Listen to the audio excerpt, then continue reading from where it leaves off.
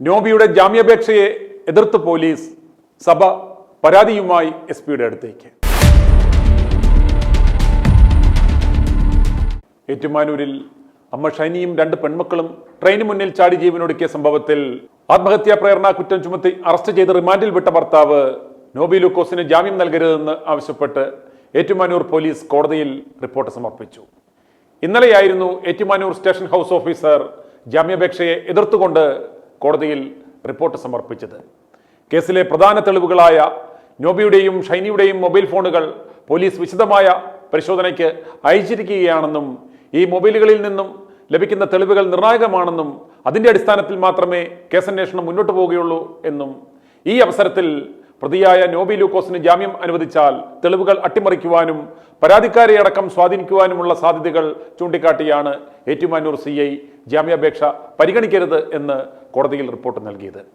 12-ാം തീയതി, അതായത് നാളെ, കോടതി നോബിയുടെ ജാമ്യാപേക്ഷ പരിഗണിക്കും. ചേട്ടൻ ബാദ്രിയെ ഇതുവരെ പ്രതിപട്ടികയിൽ ഉൾപ്പെടുത്തിയിട്ടില്ല എന്നതും ശ്രദ്ധേയമാണ്. മറ്റൊരു കാര്യം, ഷൈനിയുടെ മരണവുമായി ബന്ധപ്പെട്ട് സമൂഹ മാധ്യമങ്ങളിലൂടെ അപമാനിക്കുന്നു എന്ന് ചൂണ്ടിക്കാട്ടി ജ്ഞാനായ കത്തോലിക്ക സഭയും കോട്ടയം SP-ക്ക് പരാതി നൽകി. ഞങ്ങൾ ചെയ്ത തരവഴികൾ പുറത്തുവിട്ട് ഞങ്ങളുടെ കച്ചവടം പൊട്ടിച്ചാൽ കുപ്പായമൂരി കളഞ്ഞ് ഞങ്ങൾ വല്ല ടാപ്പിങ്ങിനും പോകേണ്ടി വരും എന്നാണ് സഭയുടെ ഭാഷ്യം. ആദ്യഘട്ടത്തിൽ സഭയുടെ സ്വാധീനത്താൽ എല്ലാ മുഖ്യധാരാ മാധ്യമങ്ങളും ഷൈനിയുടെ മരണം വെറുമൊരു ആത്മഹത്യയായി തള്ളിക്കളഞ്ഞിരുന്നു. ഓൺലൈൻ മാധ്യമങ്ങളാണ് ഷൈനിയുടെയും മക്കളുടെയും ആത്മഹത്യക്ക് പിന്നിലുള്ള കാരണങ്ങൾ പുറംലോകത്തെ അറിയിച്ചത് ഈ കേസ് ലൈവായി നിർത്തിയത്. ഷൈനിയെയും മക്കളെയും കൊല്ലാക്കൊല ചെയ്ത നോബിയുടെ ജ്യേഷ്ഠ സഹോദരനായ നോബി പാതിരിക്കെതിരെ ഇതുവരെ സഭ യാതൊരു നടപടികളും എടുത്തിട്ടില്ല. ഇയാളെ പുറത്താക്കണം എന്നാവശ്യപ്പെട്ട് ഓസ്ട്രേലിയൻ മലയാളികൾ തുടങ്ങിവെച്ച ആ മാസ് പെറ്റീഷനിൽ ഇതുവരെ 21,953 ആളുകൾ സൈൻ ചെയ്തു കഴിഞ്ഞു. മുൻകാലങ്ങളിൽ അഭയ കേസ് ഉണ്ടായപ്പോൾ വരെ സഭയുടെ പിറകിൽ പഞ്ചപുച്ഛമടക്കി നിന്ന വിശ്വാസി സമൂഹം ഷൈനിയുടെയും മക്കളുടെയും മരണത്തിൽ വലിയ പ്രതിഷേധമാണ് ഉയർത്തിക്കൊണ്ടിരിക്കുന്നത്. ഷൈനിയും മക്കളും മരിച്ചിട്ട് പോലും സഭ ആ ക്രൂരത തുടർന്നു. കാരിത്താസ് ഇടവകയിൽ അടക്കുവാൻ അനുമതി നൽകിയില്ല എന്ന് മാത്രമല്ല, ആ മൃതദേഹങ്ങൾ ചുങ്കംപള്ളിയിലേക്ക് കൊണ്ടുപോകുവാനുള്ള ആസൂത്രണങ്ങളും സഭയാണ് നടത്തിയത്. കഴിഞ്ഞ ദിവസം ജ്ഞാനായ സഭയ്ക്കെതിരെ വൻ പ്രതിഷേധവുമായി മുള്ളുശ്ശേരി സെയിന്റ് തോമസ് ഇടവകങ്ങൾ രംഗത്തിറങ്ങിയിരുന്നു. ഞായറാഴ്ച രാവിലെ 8:30 കുർബാനയ്ക്ക് ശേഷം ജ്ഞാനായ പള്ളി കവാടത്തിൽ ഇടവകക്കാർ പ്രതിഷേധം സംഘടിപ്പിച്ചു. സഭാ നേതൃത്വം ഇടപെട്ടിരുന്നു എങ്കിൽ ഷൈനിയുടെയും മക്കളുടെയും ആത്മഹത്യ ഒഴിവാക്കാമായിരുന്നുവെന്ന് പ്രതിഷേധക്കാർ കുറ്റപ്പെടുത്തി. കുടുംബ പ്രശ്നങ്ങൾ പള്ളി മുഖേന പരിഹരിക്കുവാൻ കഴിയുമായിരുന്നു. ആരും ഒന്നും ചെയ്തില്ല. സഭാമേലധ്യക്ഷൻ ഇതുവരെ ഒരു അനുശോചനക്കുറിപ്പ് പോലും ഇറക്കിയില്ല. ഷൈനിക്കും മക്കൾക്കും ഇവിടെ നീതി കിട്ടിയില്ല. ദൈവത്തിന്റെ കോടതിയിൽ കുറ്റക്കാർക്ക് ശിക്ഷ ലഭിക്കട്ടെ. മരണത്തിൽ നമ്മൾക്കെല്ലാവർക്കും പങ്കുണ്ട്. കുറ്റക്കാരെ കണ്ടെത്തി ശിക്ഷിക്കണമെന്നും ഇടവകങ്ങൾ ആവശ്യപ്പെട്ടു. പ്രതിഷേധത്തിന് മുന്നോടിയായി അനുശോചന യോഗവും ചേർന്നിരുന്നു. സ്ത്രീകളും കുട്ടികളും അടക്കം നിരവധി പേർ പ്രതിഷേധത്തിൽ പങ്കാളികളായി. പള്ളിക്ക് മുന്നിൽ ഇവർ ആദരാഞ്ജലികൾ അർപ്പിച്ച് ഇടവക സമൂഹം ബാനറും ഉയർത്തിപ്പിടിച്ചിരുന്നു. മള്ളുശ്ശേരി സെയിന്റ് തോമസ് പള്ളി സംയുക്ത സംഘടനകൾ, സെയിന്റ് തോമസ് കുടുംബയോഗം, Legion of Mary, KCC, KCWA, Vincent de Paul തുടങ്ങിയ സംഘടനകളുടെ നേതൃത്വത്തിലാണ് പ്രതിഷേധം സംഘടിപ്പിച്ചത്. ITV ന്യൂസ് അടക്കം തുടർച്ചയായി ഇത്രയും വാർത്തകൾ നൽകിയിട്ടും സഭയും സഭയുടെ വെളുപ്പീര് കൊട്ടേഷൻ ഏറ്റെടുത്ത ഒരു യൂട്യൂബറും ഷൈനിയുടെ മാതാപിതാക്കളുടെ മണ്ടയിൽ കുറ്റം കെട്ടിവെച്ച് അതിന്റെ മറവിൽ സഭയ്ക്കും ഷൈനിയുടെ കെട്ടിയവനും കുടുംബക്കാർക്കും രക്ഷപ്പെടുവാനുള്ള ഒരു തുരങ്കം വെട്ടിക്കൊണ്ടിരിക്കുകയാണ്. ഷൈനിയുടെ മരണവാർത്തകൾ എല്ലാവരും ആഘോഷമാക്കുമ്പോൾ ITV ന്യൂസ് ഞങ്ങൾ ജീവിച്ചു കാണിക്കും എന്നൊരു പങ്ക്തി ആരംഭിച്ചു. സമാനമായ സാഹചര്യത്തിലൂടെ കടന്നു പോകുന്ന അമ്മമാരുടെ അതിജീവനത്തിന്റെ വാർത്തകൾ നൽകി അത്തരം പ്രതിസന്ധികളിലൂടെ കടന്നു പോകുന്നവർക്ക് ആത്മവിശ്വാസം നൽകുവാൻ ഞങ്ങൾ ശ്രമിക്കുകയാണ്. നിരവധി അമ്മമാരാണ് ഞങ്ങളെ വിളിച്ച് അവരുടെ അനുഭവങ്ങൾ പങ്കുവെച്ചുകൊണ്ടിരിക്കുന്നത്. ഷൈനിക്കും കുഞ്ഞുങ്ങൾക്കും ഉണ്ടായ ഈ ദുരവസ്ഥ ഇനി ആർക്കും ഉണ്ടാകരുത് എന്ന് കരുതിയാണ് ITV ന്യൂസ് ഇത്തരമൊരു പങ്ക്തി ആരംഭിച്ചത്. ഇനി ജ്ഞാനായ കത്തോലിക്ക സഭാംഗവും ജ്ഞാനായ കത്തോലിക്ക യൂത്ത് ലീഗ് അതിരൂപതാ വൈസ് പ്രസിഡന്റും ഉഴവൂർ ഈസ്റ്റ് ഇടവാംഗവുമായ ഉഴവൂർ ബേബി പ്രതികരണം അറിയിക്കുവാൻ ITV ന്യൂസിൽ വിളിച്ചത് കേൾക്കുക. എന്റെ പേര് ഉഴവൂർ ബേബി എന്ന്, പാലായ്ക്കടുത്ത് രാമപുരത്ത് നിന്നാണ് വിളിക്കുന്നത്. എന്റെ കവിയ. ഞാൻ കോട്ടയം അതിരൂപതയുടെ യുവജന സംഘടനയായ ജ്ഞാനായ കാത്തലിക് യൂത്ത് ലീഗിന്റെ അതിരൂപത വൈസ് പ്രസിഡന്റ് ആയിരുന്നു. ഞാൻ നമ്മുടെ ഷൈനിയുടെ മരണവുമായി ബന്ധപ്പെട്ട് ചില കാര്യങ്ങൾ സംസാരിക്കാമെന്ന് വിചാരിച്ചതാണ്. ഏതായാലും ആ സംഭവം നമ്മളെ എല്ലാവരെയും വളരെയധികം ദുഃഖിപ്പിക്കുന്ന കാര്യമാണ്. അതിന്റെ ഏറ്റവും പ്രധാന പ്രതി ആരെന്ന് ചോദിച്ചു കഴിഞ്ഞാൽ ഷൈനിയുടെ ഭർത്താവിന്റെ വീട്ടുകാരുമാണ്, സംശയമൊന്നുമില്ല, പാതിരി ഉൾപ്പെടെ. രണ്ടാമത്തെ പ്രതി ആരെന്ന് ചോദിച്ചാൽ ഷൈനിയുടെ വീട്ടുകാർ തന്നെയാണ്. അല്ല, നമ്മുടെ ഉദ്ദേശം എന്ന് പറയുന്നത് ഷൈനിയുടെ വീട്ടുകാരാണ് ഇതിനകത്തെ പ്രതികൾ എന്ന് വരുത്തിയാനുള്ളൊരു ശ്രമമാണോ? അതെ അതെ അതെ അതെ, അവരും ഉത്തരവാദികൾ അതിന്. അവർ ഉത്തരവാദികളാണ്. അതിനേക്കാൾ ഉപരി ഒന്ന് ഭർത്താവ്, അതായത് ആ ഭർത്താവിന്റെ പ്രശ്നം കൊണ്ടാണ് ഈ സകലമാന പ്രശ്നങ്ങൾ ഉണ്ടായേക്കുന്നത്. അന്നേരം പ്രൈം റെസ്പോൺസിബിലിറ്റി എന്ന് പറയുന്നത് ഷൈനിയുടെ ഭർത്താവ്, ആ കുഞ്ഞുങ്ങളുടെ പിതാവ്, ഇവരെ ഇതുപോലെ പീഡിപ്പിക്കുകയും ഉപദ്രവിക്കുകയും ചെയ്ത അവരുടെ കുടുംബാംഗങ്ങള്, 3 സഹോദരനായ പാതിരി, 4 ജ്ഞാനായ സഭ എന്ന് പറഞ്ഞാൽ സഭാ നേതൃത്വം എന്ന് പറഞ്ഞാൽ ഈ പറയുന്ന നമ്മളുടെ ആശുപത്രി, ഞാൻ പറയുമ്പോഴേ ആശുപത്രി. പാതിരി എന്ന് പറയാൻ പറ്റില്ല, പുരോഹിത വേഷധാരി എന്ന് പറയുന്നത് എപ്പോഴും നല്ലത്. വേഷധാരിയാ. അപ്പൊ പുരോഹിത ആദ്യമേ ഇതുപോലെ മറ്റേ വക്കീൽ പണി ചെയ്തു, കോട്ടയം ബാറിലുണ്ടായിരുന്നു. പുരോഹിതനല്ല അയാള്, പുരോഹിത വേഷധാരിയായി ഇത്തരക്കാര്. പുരോഹിത വേഷധാരി. അടുത്ത എന്ന് പറഞ്ഞാൽ 4ാമത് കാരിത്താസ് ആശുപത്രി, കാരിത്താസ് ഡയറക്ടർ എന്ന് തന്നെ നമുക്ക് പറയാം. കാരിത്താസ് ഡയറക്ടർ, പുരോഹിത വേഷധാരിയായ ഡയറക്ടർ. കാരണം ഷൈനി ജോലി തേടി ചെന്നത് ഡയറക്ടറുടെ അടുത്താണ്. നമ്മൾ അവിടെ എന്ത് ആവശ്യമുണ്ട്, ഇങ്ങനെയുള്ള ആവശ്യങ്ങളായിട്ട് മറ്റുള്ളവർ ചെല്ലുന്നത് ഡയറക്ടറുടെ അടുത്താണ്. ഒരു പുരോഹിതനായിരുന്നുവെങ്കിൽ ഈ ഷൈനിയുടെ കാര്യങ്ങൾ എന്തൊക്കെയാണെന്നുള്ളത് ചോദിച്ചു മനസ്സിലാക്കി അദ്ദേഹത്തിന് തനിയെ ചെയ്യാൻ പറ്റാത്ത കാര്യമാണ് അദ്ദേഹം ബിഷപ്പിനെ വിളിച്ച് ചർച്ച ചെയ്യേണ്ടതായിരുന്നു. ചില മാമൂലുകൾ പറയുന്ന ഈ നിയമം അനുസരിച്ച്, ഈ നിയമമൊക്കെ ആരുണ്ടാക്കുന്നതാ? ഇപ്പൊ ഒരു ഡയറക്ടർ വിചാരിച്ചു കഴിഞ്ഞാൽ ഈ പറയുന്ന അവർക്കൊരു ഉചിതമായ തീരുമാനം എടുക്കാവുന്ന കാര്യമല്ലേ ഉള്ളൂ? അതായത് നമ്മളൊക്കെ ഈ ലോയും കാര്യങ്ങളും അല്ലെങ്കിൽ ഈ കാനോണിയും ഒക്കെ നമ്മൾ വായിച്ചു പഠിച്ചിട്ടുള്ളതല്ലേ. ഈ മനുഷ്യൻ, അതായത് ക്രിസ്തു തന്നെ പറഞ്ഞിരിക്കുന്നത് എന്താ? ഞാൻ ബലിയല്ല കരുണയാണ് ആഗ്രഹിക്കുന്ന ക്രിസ്തു ബൈബിളിൽ പറഞ്ഞിരിക്കുന്നത്. അപ്പം ബലിയേക്കാൾ പ്രധാനം കരുണയ്ക്കുണ്ട്. അപ്പം കരുണ അറിയിക്കുന്നവർക്ക് അത് ചെയ്യാൻ പറ്റാത്ത ഒരു പുരോഹിതരല്ല. അതായത് സാമൂഹ്യ വ്യവസ്ഥയിൽ നിന്നും അല്ലെങ്കിൽ കാരുണ്യ പ്രവർത്തനങ്ങളിൽ നിന്നും ഈ ഒരു പുരോഹിതനോ നമ്മുടെ സഭയ്ക്കോ മാറി നിൽക്കാൻ കഴിയില്ല. അതിന്റെ പേരിൽ ഈ റൂള് നമ്മുടെ ഹെൽത്ത് ഡിപ്പാർട്ട്മെന്റിൽ അല്ലെങ്കിൽ നമ്മുടെ ഇവിടുത്തെ ആരോഗ്യ രംഗത്തെ കുറെ റൂളോ കാര്യങ്ങളോ എപ്പോഴും പറയാൻ പറ്റിയല്ല. അത് അർഹതയനുസരിച്ച് നമ്മൾ അതിന് മാറ്റം വരുത്തേണ്ട ആവശ്യമുണ്ട്. അപ്പൊ ഒരു അൽമായർക്ക് പോലും ഉണ്ടാകാത്ത ആ മൂല്യങ്ങൾ ഇവർക്കില്ല എന്ന് പറയുമ്പോൾ നമ്മൾ എന്താണ് ധരിക്കേണ്ടത്? അപ്പം കാരിത്താസ് ഡയറക്ടർ ചൂടുള്ള വ്യക്തി ആയിരുന്നെങ്കിൽ, അല്ലെങ്കിൽ അദ്ദേഹം ഈ ഷൈനിയുടെ പ്രശ്നങ്ങൾ മനസ്സിലാക്കിയിരുന്നെങ്കിൽ ഇവരൊക്കെ എന്താണ് ഇപ്പം ചെന്ന് കഴിയുമ്പോൾ ആരെയും അങ്ങോട്ട് അടുപ്പിക്കാൻ തുടങ്ങുന്നില്ല. എങ്ങനെയെങ്കിലും ശീക്രം പറഞ്ഞുവിടാണ് ഇപ്പോഴുള്ള ഈ പുതിയ തലമുറയിലെ കുറെ അച്ഛന്മാർ ശ്രമിക്കുന്നത്. എനിക്ക് പഴയ തലമുറയും പുതിയ തലമുറയായിട്ട് ബന്ധമുണ്ട്, അതുകൊണ്ടാണ് ഞാൻ പറയുന്നത്. വളരെ ഗുരുതരമായ ഒരു കുറ്റകൃത്യം ചെയ്ത ഒരു ആശുപത്രിയുടെ ഡയറക്ടർ സ്ഥാനത്തിരിക്കുന്നയാള്, ഒരു വൈദിക വേഷധാരി, ഇയാള് പട്ടാപ്പകലും മദ്യപിച്ച് ലക്ക് കെട്ട് വണ്ടി ഓടിച്ച് അപകടമുണ്ടാക്കി ഇടിച്ച് ഇയാളൊരു പോസ്റ്റും തകർത്ത് KSEBക്ക് ലക്ഷങ്ങൾ നഷ്ടപരിഹാരം കൊടുത്ത് ഇത്തരത്തിലുള്ള ഒരു ഇത്രയും നാണം കെട്ട പണി ചെയ്തവനെ ഇന്നും ആ ഹോസ്പിറ്റലിന്റെ ചുമതലയുമാര് വെച്ച് തുടർന്നു. എന്ത് സന്ദേശമാണ് ഈ സഭ നൽകുന്നത്? അല്ല, വെച്ച് ഇങ്ങനെ വളർന്നുകൊണ്ടിരിക്കുകയാണ്. ഇതെന്താണെന്നറിയോ? ഇവരുടെ വിഷയം എന്താണെന്നറിയോ? ശരിക്കും പറഞ്ഞാൽ അഹംഭാവ വൃക്ഷത്തിന്റെ ശിഖരത്തിൽ ഇത്തിക്കണ്ണിയെ പോലെ പിടിച്ചിരുന്ന ഔന്നത്തിന് നടിക്കൽ മാത്രമാണ് ഇവന്മാരുടെയൊക്കെ തൊഴിലിപ്പം. ഞങ്ങൾ വെല്ലുവിളിയാണ്. ഞങ്ങൾ വിദേശത്ത് പോയി കുറെ ഡിഗ്രിയോ അതോ ഇത് ഏതാണ്ടൊക്കെ സമ്പാദിച്ച് കുറെ സർട്ടിഫിക്കറ്റുകൾ കയ്യിൽ വെച്ചോണ്ട് ഞങ്ങൾക്കെല്ലാം അറിയാം, ഞങ്ങളാണ് ആ അറിവിന്റെ കലവറയാണെന്നുള്ള ദാഷ്ട്യത്തിൽ ഇവരൊക്കെ ഇരിക്കണം. എന്നാൽ സത്യം പറഞ്ഞാൽ ഇവർക്ക് ഈ ജനങ്ങളുമായി ബന്ധപ്പെട്ട യാതൊരു അറിവും ഇപ്പോഴത്തെ നമ്മുടെ അച്ഛന്മാർക്ക് ഇല്ലെന്നുള്ളതാണ് സത്യം. ഒരു കുടുംബ പ്രശ്നമുണ്ടായി, ഓക്കെ, എല്ലാ കുടുംബങ്ങളിലും ഓരോ തരത്തിലുള്ള പ്രശ്നങ്ങൾ, ഈ പറയുന്ന പോലെ ശുദ്ധരക്തവാദവും അല്ലെങ്കിൽ ഞങ്ങൾ മറ്റേ കപ്പലിൽ വന്ന കക്ഷികളാണെന്നും ഒക്കെ മേനി നടിക്കുന്ന ഇവര് ഇതുപോലെ അവരുടെ ഇടയിലുള്ള ഒരു കുഞ്ഞാടിനെ, അല്ലെ ഈ ശുദ്ധരക്തവാദികളുടെ ഇടയിലുള്ള ഒരു ശുദ്ധരക്തത്തിൽപ്പെട്ട ഒരു കുഞ്ഞാടിന് വീട്ടിൽ ഇതുപോലെ ഒരു ഇഷ്യൂ വന്നപ്പം ഉപജീവനത്തിന് പോലും ഒരു മാർഗമില്ല എന്ന് വന്നപ്പോഴത്തേക്കും ഒരു സംരക്ഷിക്കേണ്ടുന്ന ചുമതല ഇവർക്ക് ഇതൊരു മറ്റൊരു തരത്തിലേക്ക് പോകാതെ ഈ സഭകളുടെയൊക്കെ ഒരു എന്താ പറയുന്നത്, അല്ലെങ്കിൽ ഇങ്ങനെയുള്ള ഒരു കൂട്ടായ്മകളുടെയൊക്കെ ഒരു ഉത്തരവാദിത്തം അല്ലെങ്കിൽ ഇതിന്റെയൊക്കെ ഒരു ആവശ്യകത എന്ന് പറയുന്നത് ഈ വെറുതെ ഞായറാഴ്ച പോയി കുർബാന കളി കാണാൻ വേണ്ടിയുള്ളതാണോ? ഇത്തരത്തിലുള്ള കാര്യത്തിലൊക്കെ ഇടപെടാൻ വേണ്ടിയല്ലേ? അല്ല, അതാണല്ലേ ക്രിസ്തു പറഞ്ഞ ഞാൻ ബലിയല്ല കരുണയാണ് ആഗ്രഹിക്കുന്നത് പറഞ്ഞതിന്റെ അർത്ഥം അത് തന്നെയാ സഹോദര, അത് തന്നെയാണ് പറഞ്ഞതിന്റെ. അപ്പൊ ഇവര് അതുപോലെ വേറൊരു പാതിരി പറയുന്നത് ഞാൻ കേട്ടു.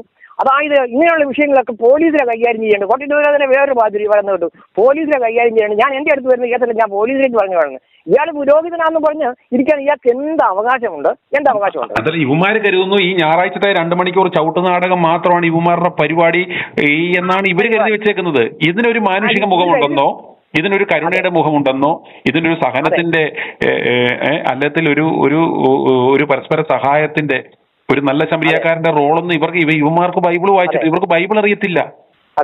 ഇവര് ഈ പറയുന്ന പോലെ ഒരു ലോഹയും ഒരു നൈറ്റി വിട്ട് നടക്കുന്ന ഇവരെ സംബന്ധിച്ചിടത്തോളം ഇവർക്ക് ഇതിനെക്കുറിച്ച് ഒരു ബോധം പോലും ഇല്ലാത്തവർ. ഇല്ല. പിന്നീട് ഈ മാതാപിതാക്കളുടെ അടുത്തേക്ക് വന്നു കഴിഞ്ഞാൽ ഞാൻ പറഞ്ഞല്ലോ, ഇപ്പൊ ഏതൊരു നമ്മുടെ നാട്ടിൻ പുറത്തുള്ള അല്ലെ നമ്മുടെ സാധാരണപ്പെട്ട ഒരു മാതാപിതാക്കളെ സംബന്ധിച്ചിടത്തോളം അവരെ സംബന്ധിച്ചിടത്തോളം ഇത്തരത്തിലൊരു പ്രശ്നം ഉണ്ടെന്നുണ്ടെങ്കിൽ നമ്മുടെ നാട്ടു നടപ്പനുസരിച്ചിട്ട് പെൺമക്കളെ കെട്ടിച്ചു വിട്ടു, അത് ഭർത്താവിന്റെ വീട്ടിലാണ് നിൽക്കേണ്ടുന്നത്. അന്നേരം അത് വീണ്ടും ഇവിടെ വന്നു നിന്നാൽ അത് ഇവരെ സംബന്ധിച്ചിടത്തോളം ഇവർക്ക് ഒന്നാമതായി വരുമാന മാർഗങ്ങളൊന്നുമില്ല. അപ്പോൾ കൊടുക്കാനുള്ളതല്ല ഞങ്ങൾ കെട്ടിച്ചു വിട്ടത്. അതുകൊണ്ട് അവളും പിള്ളേരും അവിടെ നിൽക്കണ്ടേ. ഇത് ചെറിയ കാര്യങ്ങൾക്ക് ഇങ്ങോട്ട് ഓടി വന്നു കഴിഞ്ഞാൽ ഇതിന് നമ്മൾ വളം വെച്ച് കൊടുത്തു കഴിഞ്ഞാൽ അവൾ എന്നും ഇതുപോലെ അവിടെ നിൽക്കത്തില്ല എന്നൊരു ധാരണ ചില മാതാപിതാക്കൾ കർക്കശ സ്വഭാവമുള്ളവരാകും. അല്ല, അത് പിന്നെ വേറൊരു മാറ്റമുണ്ട്. ഈ ഷൈയുടെ ഇത്രയും ദുരന്തം നടന്നിട്ട് നമ്മൾ മറ്റു ലോകത്തിലെ സർവമാന മലയാളികൾക്കും ആ കിടിലം വിട്ടുമാറിയിട്ടില്ല. ആ 2 മാലാഖ കുഞ്ഞുങ്ങളുടെ മുഖം അടയ്ക്കുമ്പോൾ മുഖമാണ് തെളിഞ്ഞ് നമ്മുടെ മുമ്പിൽ വരുന്നത്. പക്ഷേ ആ പിതാവിന്റെ മുഖഭാവത്തിന് എന്തെങ്കിലും ഒരു വ്യത്യാസമുണ്ടോ? ഇത് ഈ തരത്തിൽ അവന്റെ അപ്പന്റെ മുഖഭാവം ഉണ്ടോ ചിരിക്കുന്നതിനകത്തൊക്കെ നമ്മൾ പറഞ്ഞിട്ട് എന്താ കാര്യം? ജീവിച്ചിരുന്നപ്പം ഈ പറഞ്ഞ ഒരാൾ പോലും ആ മാലാഖ കുഞ്ഞുങ്ങളെയും കണ്ടില്ല. അവരെങ്ങനെ ഭക്ഷണം കഴിക്കുന്നു, അവർക്ക് എന്തെങ്കിലും കഴിക്കാനുണ്ടോ, ആരും പോയി നോക്കിയിട്ടില്ല. പിന്നെ അവസാനം ഇതൊക്കെ പറഞ്ഞിട്ട് ചുമ്മാ നമ്മളിപ്പം ഇത് പറഞ്ഞിട്ട് എന്താ കാര്യം? അവിടെ അപ്പന്റെ മുഖം അവള് ചിരിച്ചില്ല, അയാള് ഇങ്ങനെ ചിരിക്കുന്ന പോലെ ഇരിക്കുന്നു എന്നൊക്കെ പറയുന്നതിനകത്ത് ഒരു കാര്യമില്ല. അന്നേരം ഇതിനകത്ത് ഏറ്റവും പ്രധാനപ്പെട്ട ഉത്തരവാദിത്വം എന്ന് പറയുന്നത് ആ ഭർത്താവ് എന്ന് പറയുന്ന ഒരുത്തൻ ഇവൻ ഇതുപോലെ ആ കുഞ്ഞുങ്ങളെ സൃഷ്ടിച്ച് അവരെയും വഴിയാധാരമാക്കി ഇവർക്കുള്ള ഉപജീവന മാർഗങ്ങളും അടച്ചു കഴിഞ്ഞ് ഇതുപോലെ അവരെ സർവ്വതരത്തിലും ജീവിക്കാനുള്ള മാർഗമില്ലാതാക്കിയ അവന്റെയും മാതിരിയായ സഹോദരന്റെയും ആ സഭയുടെയും ഈ ഉത്തരവാദിത്വം അവരാണ് ഇതിന്റെ ഏറ്റവും പ്രധാനപ്പെട്ട കുറ്റവാളികൾ. പതുക്കെ എന്നിട്ട് എന്ന് പറഞ്ഞാൽ ഇപ്പൊ ഈ അപ്പന്റെ അമ്മയുടെയും കയ്യില് അല്ലെങ്കിൽ അവരുടെ ഭാഗത്തുനിന്ന് സ്വാഭാവികമായിട്ടും അത്തരത്തിലുള്ള പരീക്ഷവാക്കുകളൊക്കെ വന്നിട്ടുണ്ടാവാം. അവരും ഇതിനകത്ത് കുറ്റക്കാരാണ്. പക്ഷേ ഇതെല്ലാം ഈ ഷൈനിയുടെ അപ്പന്റെയും അമ്മയുടെയും തലയിൽ വെച്ച് കെട്ടി മറ്റവന്മാർ രക്ഷപ്പെടാനുള്ളൊരു ശ്രമം ഇപ്പൊ നടക്കുന്നത്. പലരും വെള്ള പൂശാൻ വേണ്ടി എന്താ പറയുന്നത് ഇവരെ കുറിച്ചുള്ള ഇത്തരത്തിലുള്ള പല തരത്തിലുള്ള കഥകളും പടച്ചുവിട്ട് ഷൈനിയുടെ അപ്പനും അമ്മയും ഷൈനിയുടെ കുടുംബക്കാരുമാണ് ഇതിനകത്ത് ഏറ്റവും വലിയ കുറ്റവാളികൾ എന്ന തരത്തിലേക്ക് വരുത്തി തീർക്കാനുള്ള ശ്രമം എന്ന് പറയുന്നത് അതിന്റെ ദുഷ്ടലാക്ക് നമ്മൾ തിരിച്ചറിയണം. അത് സഭയെയും ഈ കുടുംബത്തെയും ഈ പാതിരിയെയും രക്ഷപ്പെടുത്താനുള്ള ആ വൈറ്റ് വാഷ് ടീമിന്റെ പരിപാടികളാണ് നമ്മൾ മനസ്സിലാക്കണം. എന്നാൽ ഷൈനിയുടെ മാതാപിതാക്കൾക്ക് എന്താ പറഞ്ഞാൽ അവരും അവരുടേതായ അവർക്കും ഇതിനകത്ത് എന്താ പറയുന്നത് ഒരു പങ്കുണ്ടെന്നുള്ള കാര്യത്തിൽ യാതൊരു സംശയവുമില്ല. പക്ഷെ മുഖ്യ പങ്കെന്ന് പറയുന്നത് ഇവരുടെ തന്നെയാണ്, ഭർത്താവിനും വീട്ടുകാർക്കും. അതെ. പിന്നെ കാരിത്താസ് ഞാൻ പറഞ്ഞില്ലേ, ആ 2 പൈതങ്ങളെ പോറ്റാനുള്ള ഒരു വരുമാന മാർഗം കാരിത്താസിൽ കൊടുത്തിരുന്നെങ്കിൽ ഈ സംഭവങ്ങളൊന്നും ഉണ്ടാകില്ല. ശരിയല്ലേ? അതെ. സഭയുടെ നിലപാടെന്താ? ഇവരെന്താണ് ഇങ്ങനെയുള്ള ഈ കാര്യങ്ങളിൽ ഇത്തരം ഇഷ്യൂസ് വരുമ്പോൾ പോലും എന്നാൽ അവർക്ക് തെറ്റുപറ്റിപ്പോയി, അല്ലെങ്കിൽ അവർ അങ്ങനെയുള്ള ഒരു റെമഡിയൽ മെഷേഴ്സിന് പകരം അവർ ഇവരെ വെള്ള പൂശാനും ഫൈറ്റ് ചെയ്യാനും ഇങ്ങനെയുള്ള വ്യാജപ്രകടനങ്ങൾ നടത്താനാണ് ശ്രമിക്കുന്നത്. അത് സഭയെ സംബന്ധിച്ചിടത്തോളം എത്ര തോന്നിവാദക്കാരനായാലും ഒരു പുരോഹിതന്റെ ഭാഗത്ത് വന്നാൽ അത് സമ്മതിക്കുകയില്ല. അത് പണ്ട് മുതലുള്ള കാര്യം. 30 വർഷം ആയ സംഭവം നമുക്കറിയാമല്ലോ. അഭയപ്രശ്നം നമുക്കറിയാമല്ലോ. എത്ര കോടികൾ മുടക്കി അവനെ കോട്ടൂരാനെ രക്ഷപ്പെടുത്താൻ വേണ്ടിയിട്ട്. നിങ്ങൾ വിശ്വാസികളൊക്കെ എന്തെടുക്കുമായിരുന്നു? ആ മരിച്ചു കിടക്കുമ്പോൾ ആ ബോഡി, ആ 3 പേരുടെയും ബോഡി അവിടെ അടക്കാതെ ഇതിനകത്തെ പ്രതിക്ക് കൊണ്ട് പോലീസുകാരെ കൊണ്ടുവന്ന് രാഷ്ട്രീയ സ്വാധീനം ഉപയോഗിച്ച് സഭ ഇടപെട്ട് ആ മൃതദേഹം അവിടുന്ന് എടുത്തുകൊണ്ട് പോയപ്പോൾ വിശ്വാസികളൊന്ന് പ്രതിഷേധിക്കുക പോലും അല്ലെങ്കിൽ അതിനെ തടയുക പോലും ഉണ്ടായില്ല. എന്താണെന്നറിയോ, ഞാൻ 2005 മുതൽ 10 വർഷം ഇംഗ്ലണ്ടിലായിരുന്നു ജോലി ചെയ്തുകൊണ്ടിരുന്നത്. അത് കഴിഞ്ഞ് ഈ സംഭവം നടക്കുമ്പോൾ ഞാൻ ബാംഗ്ലൂരായിരുന്നു സഹോദര. ഞാൻ ഇന്നലെയാണ് സ്ഥലത്ത് വരുന്നത്. അതിനുശേഷമാണ് താങ്കളെ ഒന്ന് വിളിച്ച് വിവരങ്ങളൊന്ന് ചർച്ച ചെയ്യാമെന്ന് വെച്ചത്. അങ്ങനെയാണ് ഞാൻ ഇന്ന് വിളിക്കുന്നത്.